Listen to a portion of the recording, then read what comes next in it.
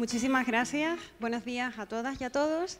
Y mi presentación quizás sea algo menos técnica, porque lo que trato de trasladarles es cómo marcar todo este tipo de proyectos e iniciativas en los procesos de política que están en marcha en este momento en nuestro país y más allá. ¿Vale? Perdón. Bien, el título de la presentación son Agendas y procesos de desarrollo urbano, retos y oportunidades. No sé cuántos de ustedes tienen claro a qué nos referimos cuando hablamos de agendas urbanas. En realidad, esto tiene que ver con un diagnóstico que se ha hecho a finales de los años 90, a finales de los años 80, a principios de los 90, donde tanto técnicos, investigadores como políticos están llamando la atención acerca de la necesidad de dirigir nuestra mirada a las ciudades como centros de oportunidades, pero también de muchos problemas. Por eso es necesario que los proyectos se dirijan, como les decía, a este tipo de territorios. Hacer brevemente un relato histórico de dónde viene esto, ¿no? Les decía que arrancamos a finales de los años 90 a nivel de la Unión Europea con una comunicación en la que se dice que es necesario hacer política para las ciudades. ¿Y por qué es necesario? Porque no es lo habitual. No sé ustedes cuántos países conocen que realmente tienen políticas que están dedicadas específicamente a las ciudades. Bueno, la Unión Europea llama la atención y en el año 2007 hay un nuevo hito, la Carta de Leipzig, que nos dice no solo hay que mirar a las ciudades, buscar soluciones, sino además pensar en ellas como espacios donde se potencie un desarrollo urbano sostenible e integrado. Esta necesidad se traslada institucionalmente a la Comisión Europea, que en el año 2012 llega incluso a cambiar su denominación. Lo que era antes la Dirección General de Política Regional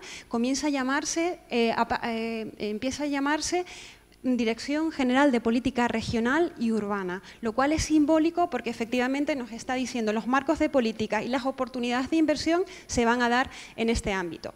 Lo de las agendas urbanas, fíjense, empieza a multiplicarse en el año 2015-2016. Tenemos la Agenda 2030, que probablemente ya ustedes conocen, donde se recogen los Objetivos de Desarrollo Sostenible, la nueva Agenda Urbana, que se aprueba en octubre del 2015, también de Naciones Unidas como consecuencia de ONU Habitat. Saben que se celebra cada 20 años, bueno, pues fue en 2015 y en 2016 se aprueba el Pacto de Ámsterdam, que sienta las bases para la elaboración de una agenda urbana para la Unión Europea. ¿Cómo reacciona nuestro país? Fíjense cómo esto de la agenda, que nunca había estado, ahora de repente empieza a estar presente, ¿no?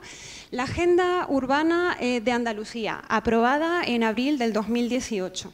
La Agenda Urbana do Eixo Atlántico, que es una experiencia donde intervienen ciudades de Francia, de Portugal y de nuestro país. Y la Agenda Urbana Española, que se va a aprobar antes de finales de año. Fíjense cómo esto de los marcos políticos y de la recentralización de la atención política en las ciudades va siendo relevante. Ojo, no pierdan de vista esto de las oportunidades de inversión. Paralelamente, nuestras investigaciones se están centrando en analizar cómo el Fondo Europeo de Desarrollo Regional va generando nuevas oportunidades para que desde la sociedad civil, pero también desde el sector económico se vayan haciendo propuestas dirigidas a responder a este reto, al reto del desarrollo urbano sostenible e integrado. Tenemos en el 713 la iniciativa urbana y en el periodo actual, en el 1420, el programa EDUSI, que probablemente muchos de ustedes conozcan, las estrategias de desarrollo urbano sostenible e integrado. ¿Cuál es la relevancia de estos programas para las ciudades digitales? Bueno, pues que realmente en el diagnóstico que se ha hecho a nivel ministerial y con otros actores, con otras ciudades y con otras regiones y con otros actores de la sociedad civil, se ha detectado que es importante invertir en lo que se denomina el objetivo temático 2 de la política de cohesión, que está específicamente centrada en el uso y la calidad de las tecnologías de la información y en el acceso a las mismas. Esto me lleva a hablarles de los retos. La mayoría de los proyectos que se están presentando están enmarcados en estos ámbitos, ¿no? Servicios y administración electrónica, plataformas Smart City y despliegue del Internet de las cosas, del que les han hablado antes. 3 sectores muy concretos de política pública, que son movilidad, turismo y energía, y luego la capacidad institucional. Un elemento sobre el que les llamo la atención porque probablemente la mayoría de administraciones que se enfrentan a los retos actuales no tienen esa capacidad para dar respuesta a dichos retos y mucho menos desde una perspectiva tecnológica, ¿no? Para sintetizar esos 3 grandes retos a los que deben dirigirse los proyectos: equipamiento, utilidad e inclusión, ¿no? Y finalmente, oportunidades. Me queda un minuto para ir sintetizando.